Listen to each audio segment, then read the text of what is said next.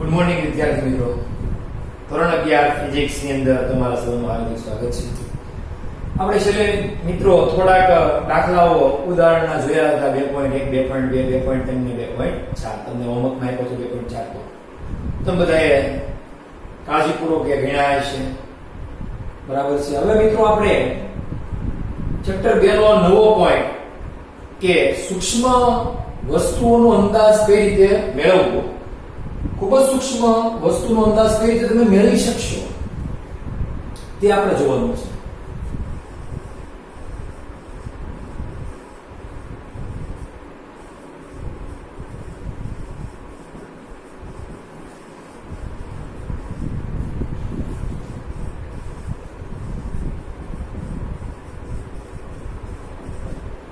ખૂબ જ સૂક્ષ્મ વસ્તુઓ હોય તેનો અંદાજ તમે કઈ રીતે કાઢશો એની પદ્ધતિ આપણે જોઈ છે.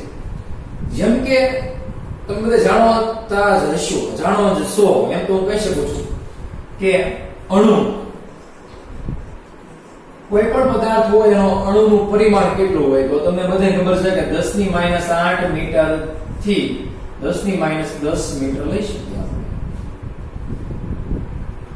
તો 10⁻8 મીટર થી 10⁻10 મીટર નો અણુ છે, જાણે કઈ રીતે શકાય એવું છે? પાછું સ્વાભાવિક રીતે આપણને એવો પ્રશ્ન થાય કે આ જાણે કઈ રીતે કામ આવડે એવું અણુ છે, આનું પરિમાણ કે આનું માપન કઈ રીતે થઈ અને સાઈઝ કઈ રીતે માપીએ કાણે અણુની 10⁻10 મીટર કે સાધન તો એવું છે ને. પહેલેથી આપણે ચર્ચા કરી, આપણી પાસે સાધનો હતા, micrometer, screw gauge.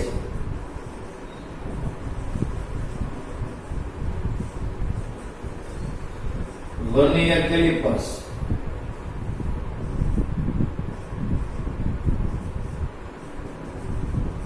Vernier calipers. પછી આપણી પાસે એક ત્રીજું પણ સાધન હતું, સ્ફેરોમીટર. વર્નિયર કેલિપર્સ 10⁻4 મીટર સુધી માપી શકે, એનાથી નીચેનું માપીએ કે ન માપી શકે. 0.0001 એટલા મીટરના ક્રમનું પરિમાણ માપી શકે. આ એટલે કે આ બંને સ્ફેરોમીટર અને માઇક્રોમીટર, સ્ક્રૂ ગેજ બંને 10⁻5 મીટરના ક્રમનું પરિમાણની સાઈઝનું કોઈ પદાર્થ હોય, કોઈ વસ્તુ હોય તો એ માપી શકે, બાકી માપી શકે નહીં. એટલે કે 0.1, 2, 3 ને 4 0 અને 1 મીટરના ક્રમનું માપન હોય તો આ કરી શકે. આનો અર્થ આ થાય 1/10⁻5 કરો એટલે એકડાની પાછળ 5 મીંડા લગાડવાના, ભાગાકાર તમારે જવાબ જ આવે બંને. પણ આના કમ્પેરિઝનમાં ડબલ છે, બમણું છે, એટલે બમણું નાનું છે. આ ની કરતા આ બમણું છે, મોટું છે. તો આની કરતા હજી અડધું ઓછું માપન કરવું હોય તો કયું સાધન માર્કેટમાં અવેલેબલ હોય છે એમ પ્રશ્ન થાય. આપણે જોતા હોય કે બેક્ટેરિયા જે છે એને આપણે એક સાધન વડે જોઈએ છે જેનું નામ છે માઇક્રોસ્કોપ. એટલે કે ખૂબ જ સૂક્ષ્મ વસ્તુ જોવા માટે જે વપરાય છે, તો એવું કંઈક અહીંયા પણ વાપરવું જોઈએ એમ આપણને વિચાર આવે. તો અહીંયા પણ એક માઇક્રોસ્કોપ સર્વપ્રથમ બનેલો હતો, તે આપણે લઈએ કે જે દ્રશ્ય માઇક્રોસ્કોપ હતો. મિત્રો, સર્વપ્રથમ બનેલો માઇક્રોસ્કોપ દ્રશ્ય માઇક્રોસ્કોપ. તો આ દ્રશ્ય માઇક્રોસ્કોપ ની મદદથી ઘણા બધા સૂક્ષ્મ અણુનું પરિમાણ તો મેળવી શકાતું હતું. પરંતુ આ દ્રશ્ય માઇક્રોસ્કોપની અંદર દ્રશ્ય પ્રકાશનો ઉપયોગ થાય.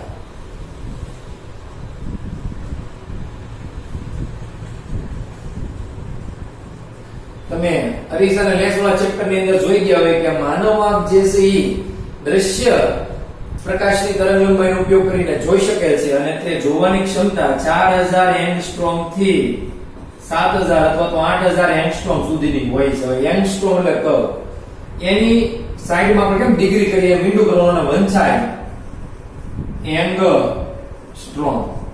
વંચાય હું અને આમ કે એની ઉપર આમ ડીટો વંચાય હું એંગસ્ટ્રોમ. એંગસ્ટ્રોમ તમને શીખવાડું છું કેટલું. એંગસ્ટ્રોમ બહુ અઘરું નથી મિત્રો. એક એંગસ્ટ્રોમ બરાબર 10⁻10 મીટરના ક્રમનું થશે. જોઈ લેજો બધા આ મગજની અંદર પાછું ઉતરવાનું છે એક્ઝા પેટા ટેરા ગીગા જોયું હતું ને એમ જ એક એંગસ્ટ્રોમ એટલે 10 ની -10 મીટર જેટલું થાય વંચાયું એંગસ્ટ્રોમ રંગસ્ટ્રોમ નહીં આ એ છે એંગસ્ટ્રોમ એક એંગસ્ટ્રોમ એટલે 10 ની -10 મીટર થાય તો એંગસ્ટ્રોમ ને આપણે ફેરવી તો આમ થાય કે 4000 ગુણ્યા 10 ની -10 મીટર થી 7000 ને એંગસ્ટ્રોમ એટલે 10 ની -10 મીટર આને હજી કન્વર્ટ કરીએ તો 4 ગુણ્યા 10 ની -1 2 ને 3 મીંડા વ્યા જાય તો 7 મીટર થી 7 ગુણ્યા 10 ની -7 મીટર તમને મળે અહીંયા મિત્રો ઘણી વખત જે છે વિસ્તારની અંદર આ વિસ્તાર છે એનો 4000 થી 7000 આપણે જોઈ શકીએ આપણે જે કયા તરંગો જોઈ શકીએ તો 4000 એંગસ્ટ્રોમ થી માંડીને 7000 એંગસ્ટ્રોમ ની તરંગ લંબાઈ જોઈ શકીએ તમારે 9મા ધોરણની અંદર તરંગ લંબાઈ એવું કંઈક એવું વિશે હવે પ્રશ્ન જે આપણે છે કે અહીંયા ઘણી વખત 7500 આપશે એવડે અને 8 થી આપશે તો આ બધું સાચું છે 7000 આપેલું હોય તો ભલે આપેલું હોય 7500 આપ્યું હોય તો ભલે આપ્યું હોય અને 8 આપ્યું હોય ને 8000 તોય ભલે આપ્યું વિસ્તારમાં અહીંયા બધાય ટેક્સ્ટ બુકમાં ઘણી વખત આવું લખવાનું થાય છે અહીંયા ચેન્જ નહીં કરી 4000 આ કેમ છે તમારે 12મા ધોરણની અંદર ખબર પડશે કે આવું કેમ છેલ્લી જે તરંગલંબાઈ હોય ને ત્યાં બીજી તરંગલંબાઈ હાવ નોકી નથી પડી એકાથી જોઈન્ટ થઈ હોય છે પછી આવશે આપણે વર્ણપટની અંદર વાર છે તરંગલંબાઈનો વર્ણપટ આવે એમાં આવશે બધું તો ઘણી વખત 7 હશે ઘણી વખત 7500 છે ઘણી વખત 8 છે તો ટેન્શન લેવાનું નહીં જે હોય તમે લખી શકો તમે ગમે ત્યાં મૂકી શકો એવું કઈ છે તો મિત્રો આપણે વાત થઈ ગઈ કે તમે જે જોઈ શકો ને તે કેટલી જોઈ શકો 4 થી 7 એટલે કે ગુણ્યા 10 ની -7 તો આના ક્રમનો આ નથી આના ક્રમનો આ નથી તો દ્રશ્ય માઇક્રોસ્કોપ વડે માપી શકાય પાછા કે સાહેબ શું માપી શકાય તમે માપી શકાય જીકે જાવ છો અણુનું પરિમાણ એમાં અણુ જે હતો આ સાઈઝ માપી શકાય ખરી તો ન માપી શકાય કેમ કે માપવાની ક્ષમતા એટલી જ છે એ વધુ આ વિસ્તારની અંદર જ માપી શકે આનાથી ઓછું ન માપી શકે મિત્રો આનાથી વધુ માપી શકે આનાથી ઓછું તો નહીં જ એટલે આ એના કરતા ઓછું છે ને 10 ની -10 ઘાત તો આનાથી ન માપી શકાય તો માપી શકાય નહીં તો હજી એક નવું સાધન હોવું જોઈએ ને યસ એક નવું બીજું સાધન છે જે ઇલેક્ટ્રોન માઇક્રોસ્કોપ છે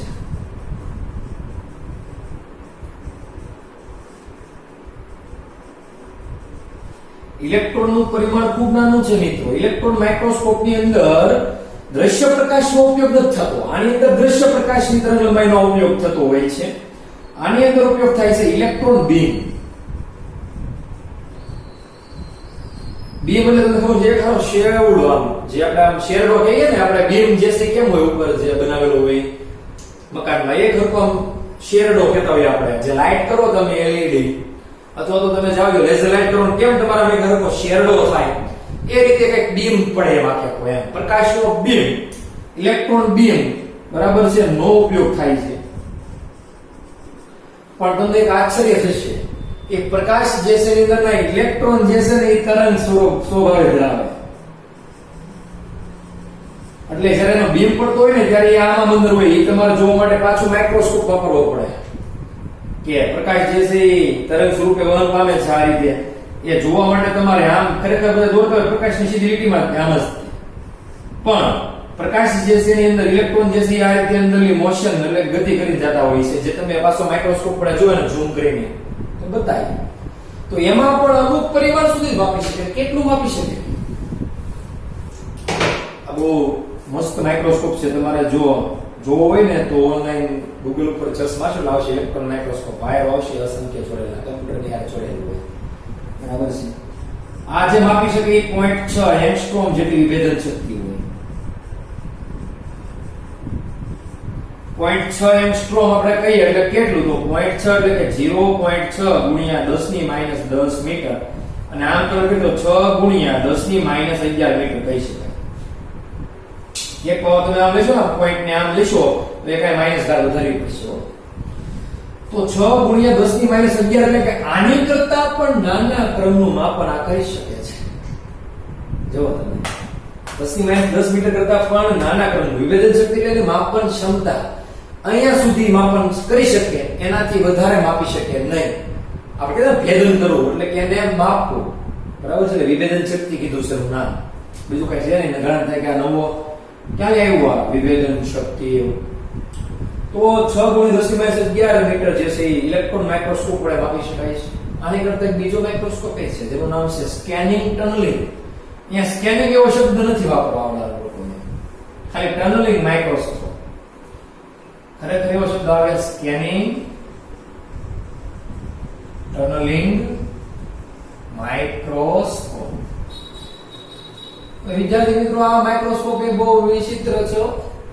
ટનલ જેવો હોય, ટનલ એટલે ખબર પડે ગટર, આપણે જે ગટર એ જો પાઇપ જેવો હોય, પતલો એવો સાવ, એની પાઇપ બનાવેલી છે. તો આ સ્કેનિંગ ટનલિંગ માઇક્રોસ્કોપ વડે પણ મિત્રો 1 એંગસ્ટ્રોમ ના ક્રમની વિભેદન શક્તિ એટલે કે તમે 1 એંગસ્ટ્રોમ ના ક્રમનું હોય ને, એટલે કે 10⁻10 મીટરના પાવર જેટલું પણ સ્કેનિંગ ટનલિંગ માઇક્રોસ્કોપ વડે માપી શકો છો. તો સ્કેનિંગ ટનલિંગ માઇક્રોસ્કોપ પણ જોવો સારો છે. એ રીતે ઇલેક્ટ્રોન માઇક્રોસ્કોપ પણ સારો છે. દ્રશ્ય પ્રકાશ માઇક્રોસ્કોપ જે છે તે ખાલી દ્રશ્ય પ્રકાશના તરંગનો ઉપયોગ કરે છે, જેને કહેવાય છે ઓપ્ટિકલ માઇક્રોસ્કોપ. ઘણાને એમ થાય કે આ કેમ દ્રશ્ય માઇક્રોસ્કોપ સાથે કર્યું, મેં ગુજરાતી કરી નાખ્યું. આનું નામ છે ઇંગ્લિશમાં ઓપ્ટિકલ માઇક્રોસ્કોપ. જે તમે બધા બેક્ટેરિયા જોવો છો, જે લેબોરેટરી અંદર લેબ ટેકનિશિયન જોતા હોય છે, એવડે બેક્ટેરિયા અહીંયા આપણે બાયોલોજી ની અંદર જોવો છો, એ જ માઇક્રોસ્કોપ ની વાત છે દ્રશ્ય. પરંતુ આ બે માઇક્રોસ્કોપ તો વિચિત્ર છે, બહુ મસ્ત છે, જે વૈજ્ઞાનિકોએ ડિઝાઇન કરેલા છે. એની મદદથી તમે અણુ, પરમાણુ અને ન્યુક્લિયસ નું પણ પરિમાણ તારવી શકો છો મિત્રો. બોલો જો હવે આપણે આગળ જોઈએ. તો આટલું થઈ ગયા પછી પણ પૂરું નથી થતું. આપણે એકાદા અણુનું પરિમાણ તો નક્કી કરવું છે ભાઈ. ઓલિક એસિડ તમે નામ સાંભળ્યું હોય, એસિડ છે પ્રકારનું, એનું નામ છે ઓલિક એસિડ. એના અણુની સાઈઝ આપણે મેળવવી છે. જેના અણુની સાઈઝ મિત્રો કેટલી હોય છે આમ આપી દીધી છે તમને ચોપડીની અંદર, 10⁻9 મીટરના ક્રમની હોય.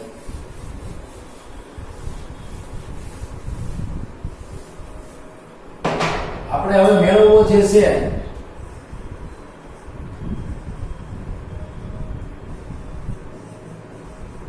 ઓલિક એસિડના અણુની સાઈઝ, એટલે કે એનું પરિમાણ આપવું છે આપણે કે ઓલિક એસિડ જે છે એના અણુનું પરિમાણ કેટલું હોય. તો મિત્રો તમને ટેક્સ્ટ બુક વાળાએ આપ્યું છે કે 10⁻9 પાવર અને મીટર હોય છે, એટલે કે 10⁻9 મીટરના ક્રમની એની સાઈઝ હોય છે, પરિમાણ હોય છે ઓલિક એસિડના અણુ. તો વિદ્યાર્થી મિત્રો, માપવા માટેની એક પદ્ધતિ છે.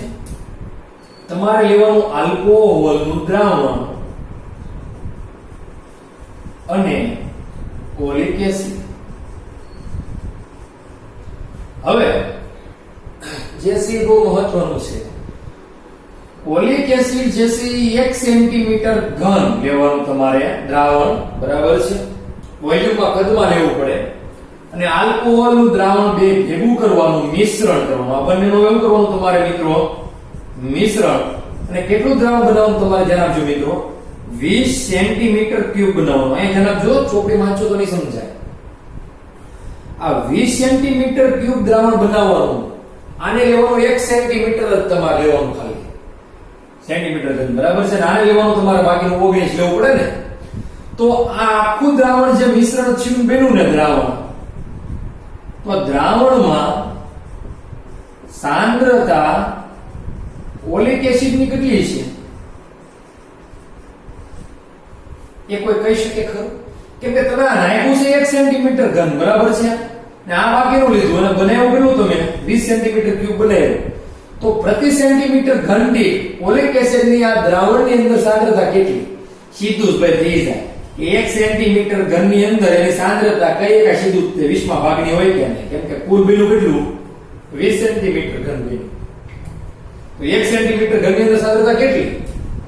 તો 20 માં ભાગની. સીધી વાતથી હજી શું કરું કે આ જે દ્રાવણ બની ગયેલું છે કે નહીં, આ દ્રાવણ, એમાંથી એક ટીપું પાછું લઈ લઉં. કેટલાનું લઉં? 1 સેન્ટીમીટર ઘનનું લઉં. લીધું 1 સેન્ટીમીટર એક ટીપું લઉં અને ફરી વખત એને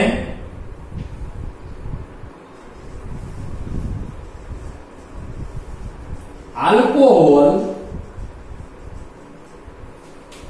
માં મિશ્ર કરું અને ફરી વખત હું 20 સેન્ટીમીટર ઘન દ્રાવણ બનાવું. કેટલું પાછું બનાવું મિત્રો? 20 સેન્ટીમીટર ક્યુબ જેટલું પાછું દ્રાવણ બનાવીએ. તો હવે આ જે નવા દ્રાવણ છે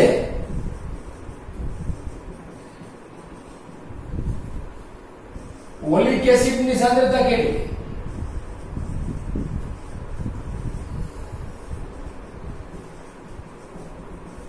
હવે જે નવું દ્રાવણ બન્યું ને ફરી વખત એની અંદર સાંદ્રતા કેટલી હશે મિત્રો? તો હજી એની અંદર સાંદ્રતા જે છે આપણે કહીએ કે સેન્ટીમીટર ઘન દીઠ પહેલા તો 20 હતી જ તે, હજી કેટલામાં ભાગની થશે? 20 બને તો આના કેટલા ભાગની થશે? તો 20 ભાગની થાય. એ તમારે આમાં છેદમાં તમે મૂકો હોય છેદ ક્યાં જાય? અહીંયા આવી જાય. એટલે અહીંયા તમારે થાય હજી પાછી 20, એટલે કે 400 માં ભાગની થઈ જાય છે સાંદ્રતા. 2 × 4 અને 2 મીંડા. તો સેન્ટીમીટર ઘનના દીઠ 400 ભાગની આપણે 400 માં કરતા નથી, આપણે એમનેમ જ રાખીએ છીએ. જો 1 સેન્ટીમીટર 1/20 અને પર સેન્ટીમીટર ઘન દીઠ કરી દઈશું. બરાબર? તો સેન્ટીમીટર ઘન દીઠ 20 અને 20 માં ભાગની થઈ ગઈ પાછી. હવે પાછું હું શું કરું છું? હવે જોઈશું. હવે હું પાણીનું એક બીકર લઉં છું, નાનું એવું, તો મોટું પાત્ર તમે લઈ શકો.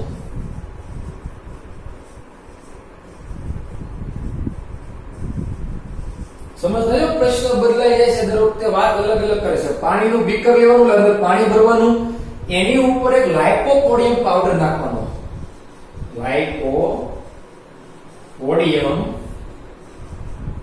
પાવડરનો ભૂકો નાખવાનો. એ લાઇકોપોડિયમ પાવડર હું છે તમને કીધું, સફેદ ચોક આપણે આવે ને, ગોળનો ચોક, એને જેવો પાવડર આવે, તમે જેવો પાવડર એ પાણીની ઉપર નાખી દેશો બીકરમાં, એટલે ઈ બીકરમાં ઉપર એક સફેદ આવું એક સ્તર બનાવી દેશે. અહીંયા વોટર એમનેમ રહેશે અને ઉપર બની જશે કે આવું સ્તર કઈ. ઈ કોના પાવડરનું? તો લાઇકોપોડિયમ પાવડરનું એક તમારે કંઈક સ્તર બની જશે. બરાબર છે? હું લાઇકો લખું છું. લાઇકોપોડિયમ પાવડરનું બની જશે સ્તર બની જાય છે. હવે આ સ્તર જે છે એમાં તમારે કરવાનું શું છે? તમારે ઓલિક એસિડના અણુનું પરિમાણ મેળવવા માટે આ બધી પદ્ધતિ થઈ રહી છે. હવે જો હું કરવાનું છે તમારે, આજે તમારે દ્રાવણ તૈયાર થઈ ગયું હતું, એમાંથી ટીપું એક લેવાનું. એ ટીપું તમારે પાછું આની ઉપર નાખવાનું. એટલે કે તમારે કઈ કયા જે લાઇકોપોડિયમ પાવડરનું ઉપર સ્તર જામી ગયું હતું, આ પાત્ર જે છે એની અંદર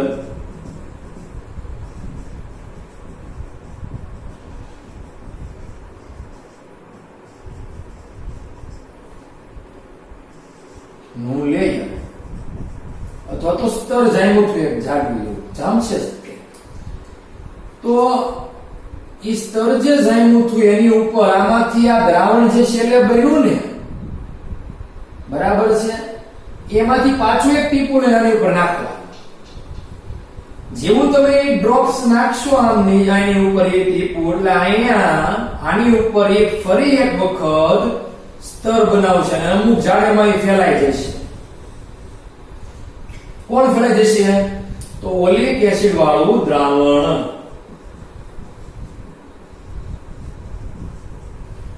હવે ઓલિક એસિડ નું એક ડ્રોપ નાખ્યું ફેલાઈ ગયું, તમારે તરત જ એની જાડાઈ માપવા માટે અથવા તો તમારે એનું ક્ષેત્રફળ જો નક્કી કરવું હોય ને, તો તમારે વ્યાસ માપી લેવાનો. ગોળ રીતે જ ફેલાય છે. તો પેલા તમારે એનો માપવાનો વ્યાસ, એટલે કે ડાયામીટર, કેમ કે ક્ષેત્રફળની અંદર વ્યાસ જરૂરી છે, કેમ કે અહીંયા થશે વર્તુળ અથવા જાડું થાય તો પાયા સ્ક્વેર તમે મૂકી શકો, ખાલી વર્તુળ થાય આખે ઘટ હોય તો 4 પાયા સ્ક્વેર મૂકી શકો. જેવું તમારે સૂત્ર વાપરવું હોય. પણ તમારે r જરૂર પડે એટલે r માટે તમારે વ્યાસની જરૂર પડે, ગમે થાય એ, બરાબર છે. ઘન થાય કે પ્રવાહી થાય કે જે પ્રકારનું થાય તમારે r ની જરૂર તો પડશે જ તે વ્યાસ આપે. જે કઈ બને એમ વર્તુળ બનાવે તો વર્તુળ, આખે આખું ઘન બનાવે ગોળો તો ગોળો ઘન, એનું ક્ષેત્રફળ તમારે એમાં r તો આવશે જ તે. r માટે તમારે જરૂર પડશે વ્યાસની, ને વ્યાસ તમારી પાસે મળી જાય આ રીતે. વ્યાસ માપી લેવાનો સ્કેલ થી, તો જેનાથી માપવું એનાથી. હવે પછી તમારે શું કરવાનું છે, તો તમે એક ડ્રોપ જ નાખ્યું હતું. અમારે કદ માપવું હોય તો મારે એક ડ્રોપ એટલે એક બિંદુ લાઈકો, ખાલી એક જ બિંદુનું કદ હું લઉં તો કેટલું હોય તો તમને ખબર પડી. ખાલી આમનો વાત કરું છું જનરલી. પાણીનું એક બિંદુ એનું કદ હું v કહી દઉં તો n બિંદુ પાણીના હોય તો એનું કદ કેટલું મારે કેવું પડે. તો સ્વાભાવિક છે કે n બિંદુ જે છે, ખાલી એમ કહે કે પાણીના n બિંદુનું કદ બરાબર nv કહીએ કાય સેન્ટીમીટર ઘન. સીધી વાત છે. એક બિંદુનું કદ 20 સેન્ટીમીટર ઘન હોય તો n બિંદુનું કદ કેટલું. આ પાણીના n બિંદુની વાત છે, સમજી લઈશું. આ પાણીની વાત કરી. હવે એ જ રીતે મારે લાઇકોપોડિયમ પાવડરની ઉપર મેં જે ઓલિક એસિડના દ્રાવણ નાખ્યું છે ને એના કદની ચર્ચા કરવી છે. તો આ છેલ્લે દ્રાવણ બની ગયું એના કેટલા બિંદુ હશે, એના ડ્રોપ્સ કેટલા છે, તો n ડ્રોપ્સ છે કે નહીં. તો મારે હવે ઓલિક એસિડની વાત કરવી છે, કરી શકો. આ રીતે કરી કોણ વાત કે નહીં. nv જે છે n બિંદુનું થાય. તો હવે મારે વાત જે કરવી છે આ દ્રાવણની અંદર મેં જે ઉતારે અહીંયા જે છેલ્લે દ્રાવણ બનાવ્યું હતું એમાં n બિંદુનું દ્રાવણ હતું કે નહીં. એ ભાઈ દ્રાવણ તો n બિંદુનું છે ને, કેમ કે આટલું પાણી લો તો એની અંદર n ડ્રોપ્સ બની જાય, ઘણા બધા ડ્રોપ્સ, એક ટીપા નાના બનાવો તો ઘણા બને, બરાબર છે. ઈ ડ્રોપ્સ ની n ડ્રોપ એટલે n બિંદુની અંદર લાઇકોપોડિયમ જે સોરી ઓલિક એસિડ જે છે એની સાંદ્રતા કેટલા ભાગની, તો સેન્ટીમીટર ઘન દીઠ 20/20 ભાગ. સેન્ટીમીટર ઘન દીઠ તમારું કરશો છેદમાં 20 ગુણ્યા 20 માં ભાગ, એટલે કે 1 સેન્ટીમીટર ના અંદર 400 માં ભાગની સાંદ્રતાની થઈ ગઈ છે. તો હવે મારે ઓલિક એસિડ જે છે n બુંદ જે છે એનું કદ જોતું હોય તો મને કેમ મળે, તો આ nv સીધું નો કહીએ કે આ પાણીની અંદર હો હું કહીએ કે nv સેન્ટીમીટર ઘન કહીએ કે નહીં. એમાં ભાગ કેટલો છે એનો, તો કેટલો છે સેન્ટીમીટર ઘન દીઠ 400 એટલે 20 ગુણ્યા 20 છેદમાં તમારે મૂકવું પડે. તો આ તમારે શું ઓલિક એસિડ નું આખા દ્રાવણનું નહીં, આખા દ્રાવણનું કેટલું મિત્રો તો આગળ યાદ કરો તો nv તો nv થાય. પણ ઓલિક એસિડ જોતો હોય તો કેટલું ભાગ કરવું પડે પાછું આ પ્રમાણે, તો 20 1/20 ગુણ્યા 20 કરવું પડે. તમારે ધ્યાન આપજો અહીંયા આ ઓલિક એસિડ આખા દ્રાવણની વાત કરીએ તો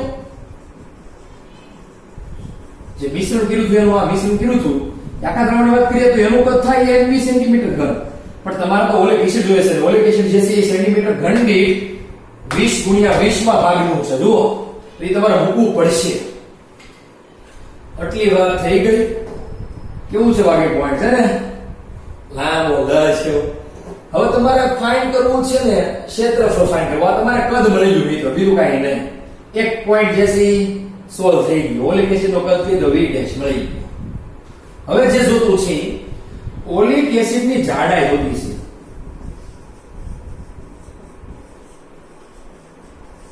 તો જાડાઈ માટે તમારે આ જાડાઈ અહીંયાથી છે ને ઓલિક એસિડ પતરાણું થયું ને લાઇકોપોડિયમ પાવડર ને પછી એની ઉપર એક ગુણ નાખ્યો તો આપણે ઓલિક એસિડ, અને ઓલિક એસિડ જે છે અહીંયા કંઈક પથરાઈ દેવું પડે લાઇકોપોડિયમ પાવડર ની ઉપર, બરાબર છે. તો એ જાડાઈ કેટલી છે, તો જાડાઈ આપણે 30 ધારો. હવે કદ v બરાબર કયું ક્ષેત્રફળ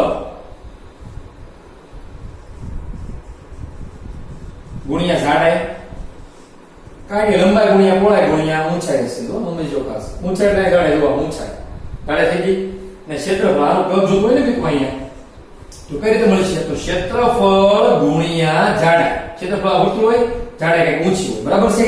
તો એનું મળે બંને કદ મળે. સમજી લેજો ખાસ આવડવા. કદનું સૂત્ર અહીંયા થશે લાઇકોપોડિયમ પાવડર ની ઉપર જે તમે ઓલિક એસિડના દ્રાવણ મિશ્રણ કીધું આલ્કોહોલ હોય એ જો ટીપા નાખે એની વાત છે.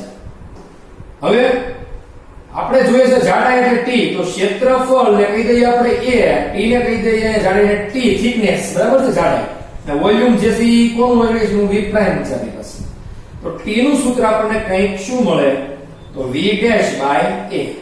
v ડેશ કેટલો છે આપણી પાસે તો nv ડિવાઇડ બાય 20 into 20 પર સેન્ટીમીટર ઘન છે, અને આજે આપણે આવશે ક્ષેત્રફળ છે a. તો આન્સર સેન્ટીમીટર ઘન, ક્ષેત્રફળ કેમાં આવે તો મિત્રો કદ સેન્ટીમીટર ઘનમાં હોય તો ક્ષેત્રફળ સેન્ટીમીટર સ્ક્વેર માં આવે.